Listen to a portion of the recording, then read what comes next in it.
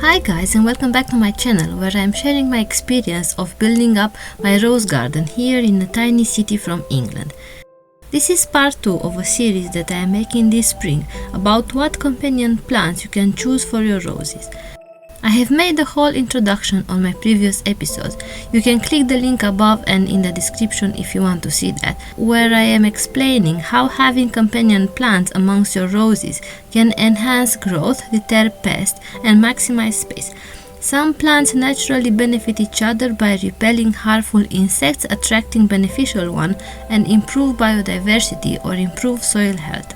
First part was about perennials that you can propagate by division or cuttings, and today will be about perennials that you can start from seeds.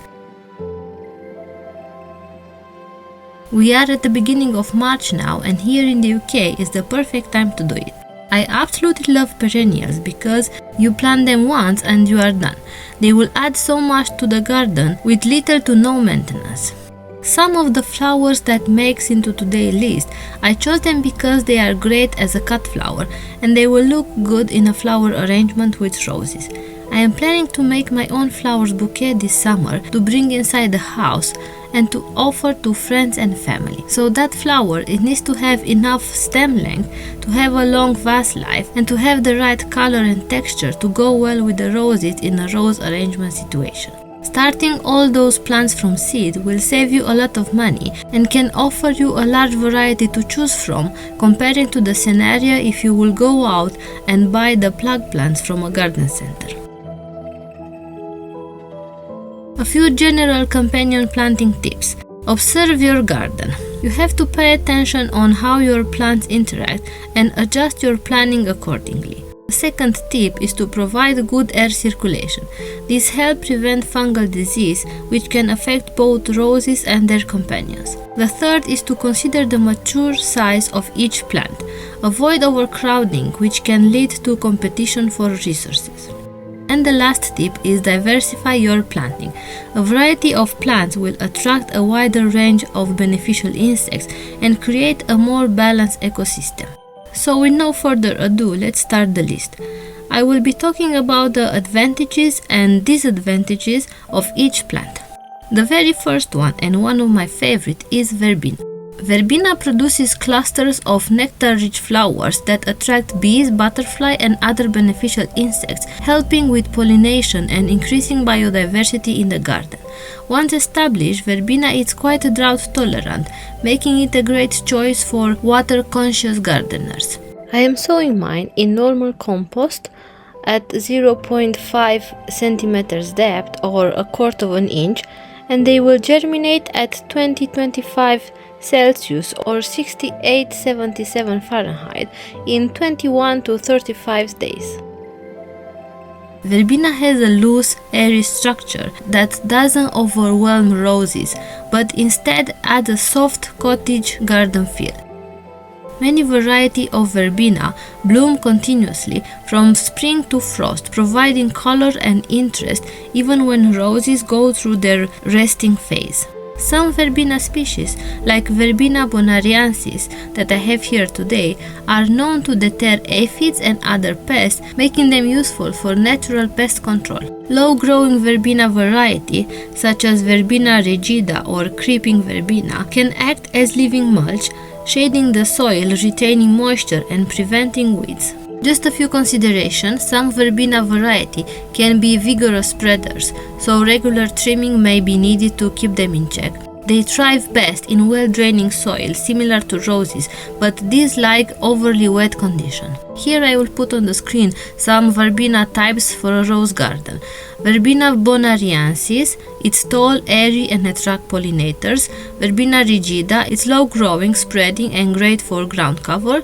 And trailing verbena spills over edge beautifully, adding softness to garden borders.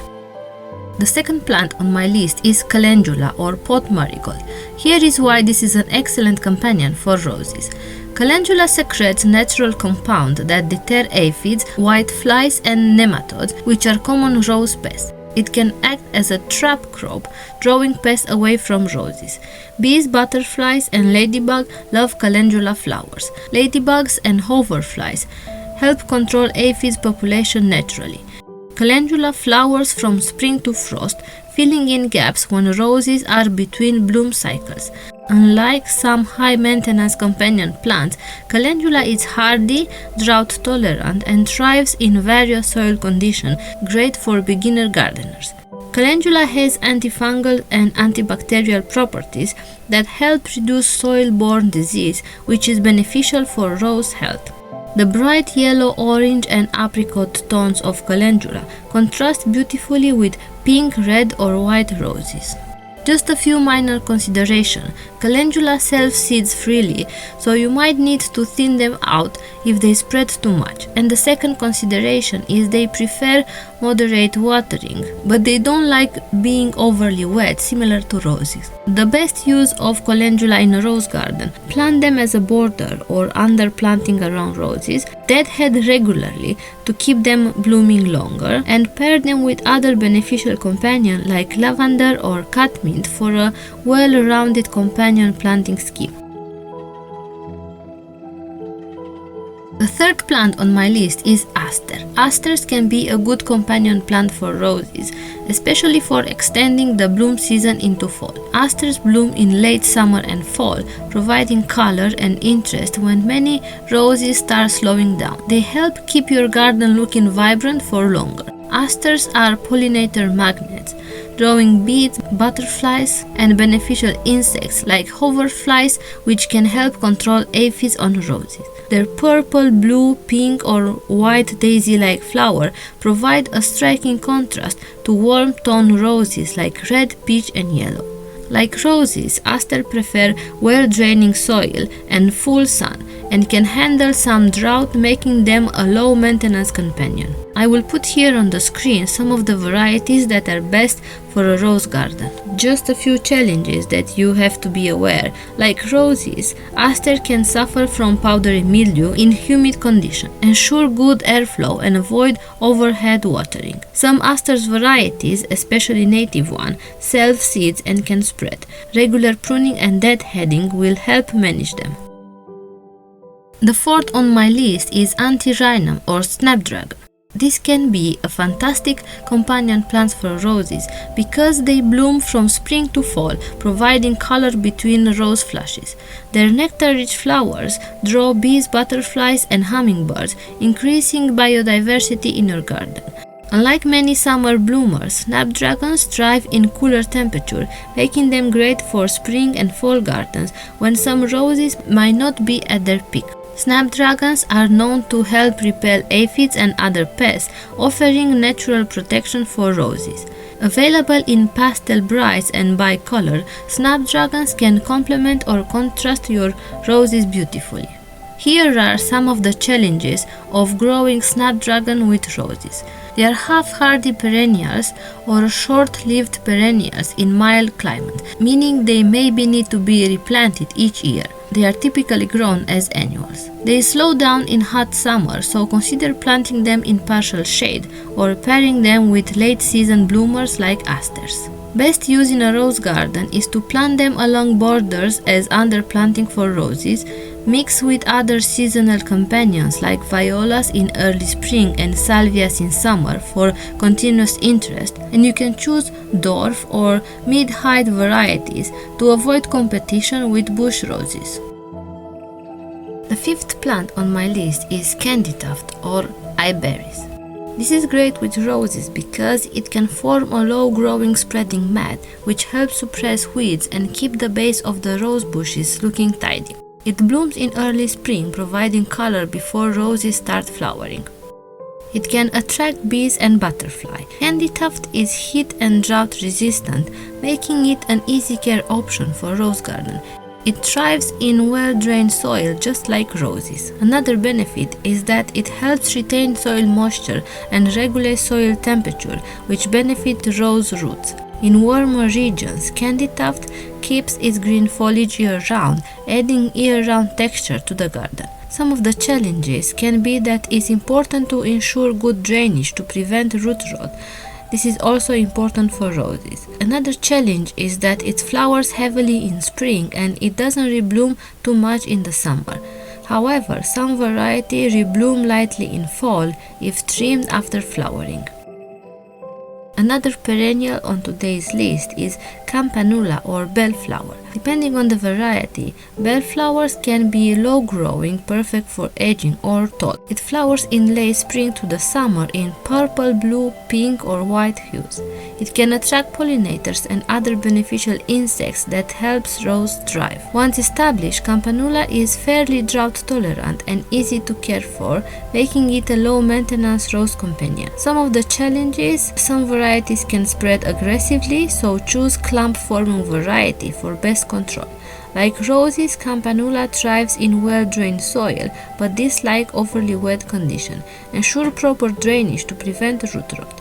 Some varieties need deadheading to extend the blooming period. The seventh plant on my list is Catmint or Nepeta.